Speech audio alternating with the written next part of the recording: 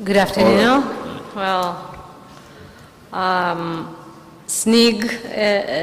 SNIG is the national Portuguese infrastructure that was started to be developed early in the 90s.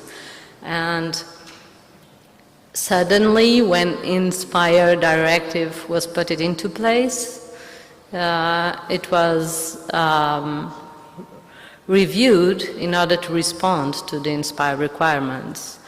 It is an attribution of the National Portuguese Geographic Institute that in legal terms, is now evolving to a territory agency who has attributions not only in terms of geographic data, but also in terms of cadastre, and now also in terms of land use and territory management.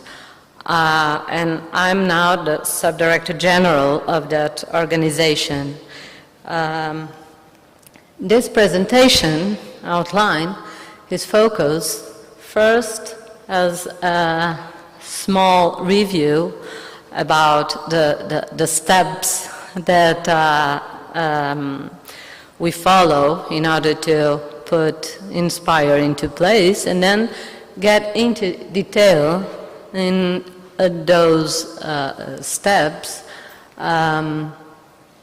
namely focusing on obviously the Portuguese national special data infrastructure, the main actual components, and some final remarks about what we are thinking about how to deal with the problems raised so far with the implementation. Okay. So, as you can see here, we started in 1986 in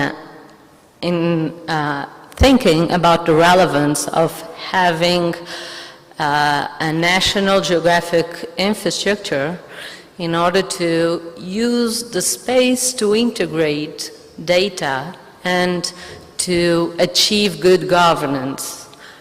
Later on,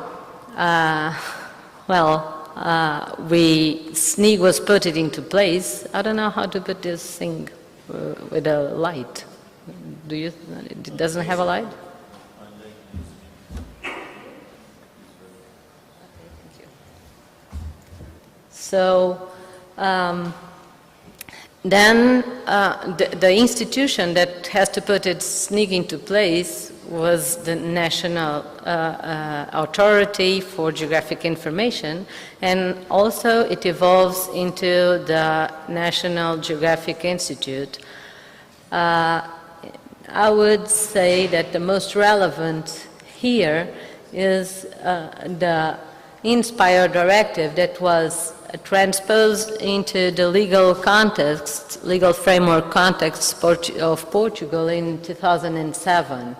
And so this presentation is focused from that date, that time until today. In 2009, the INSPIRE directive was translated, and so the Portuguese government took the responsibility of rebuilding the infrastructure according to the INSPIRE rules. It defined a coordination council, which we called SNIG, for strategic decisions regarding INSPIRE implementation and the national data evolution. This infrastructure has evolved in terms of technology and also in terms of the stakeholders that took part of that structure. Okay. The national infrastructure as it is now and has to somehow put it into place standards in terms of geographic information, web services and data, put it together according to the standards, and build new computing models and service based on service-oriented architectures in order to deal with these data and to be useful for users. The SNIG main components deal with metadata catalogs, search engines tools, the publication of metadata application, a viewer, and a geoportal, which are the four that you can see over there. The catalog search form of this infrastructure is what you can see here. You can search the catalog to see for the area or according to alphanumeric inputs to decide to see what are the official available data related to the areas that you are interested in and pick them up from there, okay? You have an editor of metadata developed by Henrique Silva, a technician that works at IGP. Is quite a good tool in terms of editing metadata that allows all official data producers to fulfill the metadata requirements according to INSPIRE for all the data sets that each producer has to publish according to INSPIRE orientations. The visualization tool allows combined visualization of the available data sets. This is an example of the administrative map and the Portugal base map combined together. The different components within the SNIG infrastructure are now being reviewed, okay? And they are reviewed not only to respond to INSPIRE technical data and services evolution of specifications, also because it is now evolving in terms of the legal framework in Portugal, and namely the institution that has the responsibility of putting it into place. Also because we have to evaluate the technical, human, and financial resources available and to define priorities accordingly, to develop potential synergies with other stakeholders, not only using the data sets that ourselves reproduce, but also in terms of what are the priorities in terms of good governance and in terms of the areas where the costs are, higher, and the deficit from the Portuguese government, as you probably heard, is a problem for us, and we identify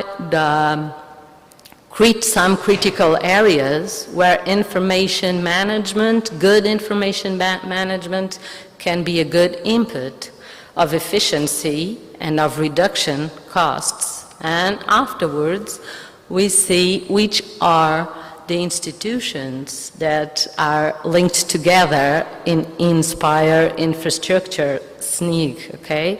And after that, we are rethinking some of the management technical way of doing things and using geographical data and the INSPIRE available data, trying to do things in a more efficient way.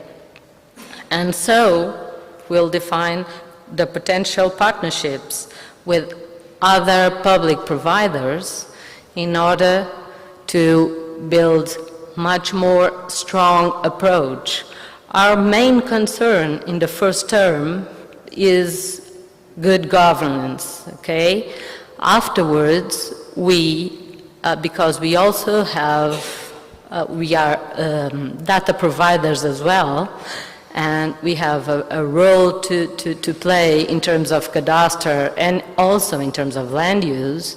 We obviously have responsibilities in those areas, but we can also build partnerships with the private sector in order to fill the gap of the cost-benefit issue that, as you see, is getting more and more a problem in order to make these infrastructures work, be sustainable, and also affordable in the long term. And so some of the main issues that are now put it into place are the metadata tool, the services, training, of course, dealing with all these already developed applications that I will know, don't think it's now probably the subjects that you are most familiar with, okay? And some of the metadata problems that we are really concerned with are those that are really useful for users to, in terms of the search engine, choose exactly those metadata that are quite relevant in terms of the user be able to choose the data that most fit the requirements for what he wants to do or what he has to do, okay, if it's an official institution. So we will try to improve the metadata editor and the metadata search engine in order to better respond, okay, when we compare the INSPIRE approach with other web tools and web infrastructures. We obviously have to be aware of what is going on in terms of web technology, okay, and try to integrate those inputs in the approach that we wanna fulfill for our data infrastructure, okay? INSPIRE is not an end, it should be a tool in order to do things better, okay? And it must be obviously looked that way. Obviously, I will go forward here, okay? In terms of services, obviously, the problem is with services is to integrate data that obviously how to deal, for instance, with time series. I don't know if you have been in the workshop of GRIS8, okay, but web service leading with time scale is one of the problems. Another problem would be to deal with different kind of data in order to build a good approach for the problem that you are looking for. You can have not only vector data, but also raster data that better responds to your requirements in a certain time period, okay? And how to deal with those data in terms of making them available and manageable for a user that really doesn't know much of technology and that just want to put them together, okay? And you put them together and make them fit right, and it's another problem to deal with. Well, obviously, everything that is being developed involves training people and making them aware of what is going on and what the public authority in terms of data and all the other institutions linked within the INSPIRE infrastructure had to offer them in Portugal, mainly in Portugal, but obviously among Europe. and how to deal with data sharing, okay? As a final remark, the final and most relevant concerns related not only with the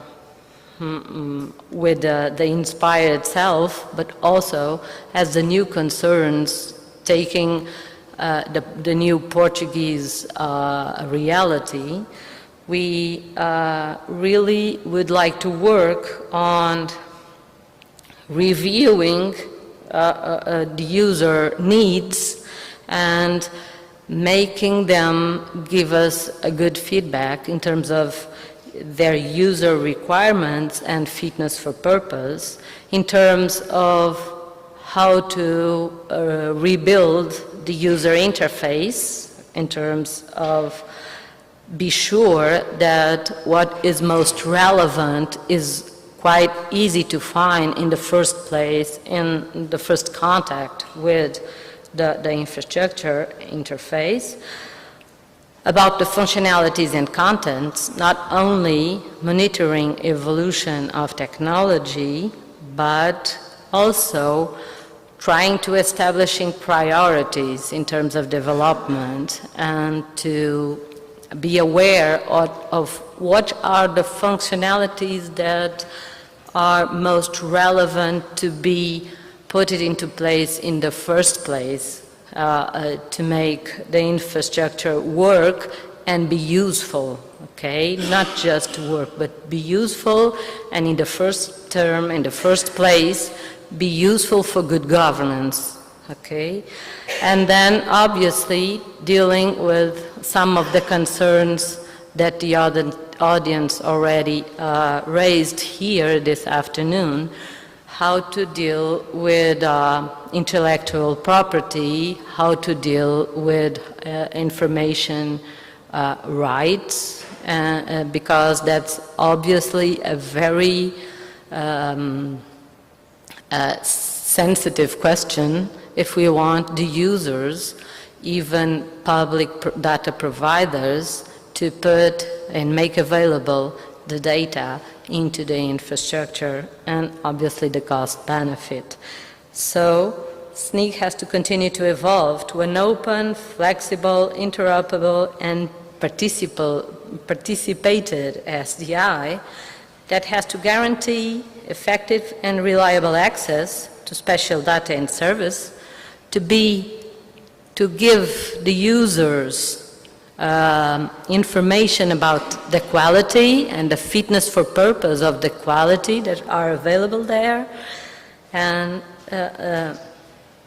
especially data provided by public authorities in Portugal, and obviously to be concerned with supporting good governance and for Portugal now, Portuguese development, which is our main concern.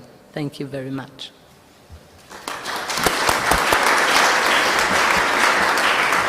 Thanks to Marie. She gave us about the Portugal National Geodata System. So, any questions or comments from the audience? All right.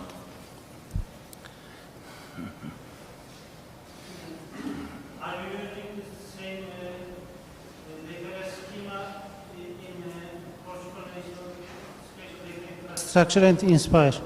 I'm sorry, I can't hear you. Oh, please. Okay. Can you repeat it? Okay. Are you using the same database schema in Portugal National Special Data Infrastructure and INSPIRE? Well, later in the afternoon, thank God a colleague of mine working at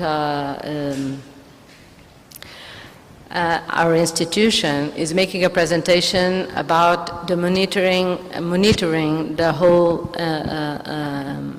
infrastructure data sets and building and how it was built and the web service evolution.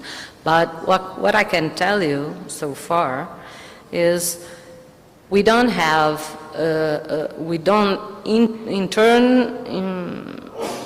In terms of our institution, we have a data infrastructure, a database schema, okay?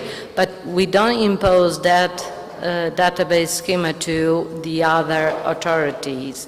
The only thing that is to be in line with the data infrastructure is the description of the metadata and the description of the web service. They have to comply with the INSPIRE requirements, okay? All right, thanks. Is there any other questions? No. Thanks, Maria, again.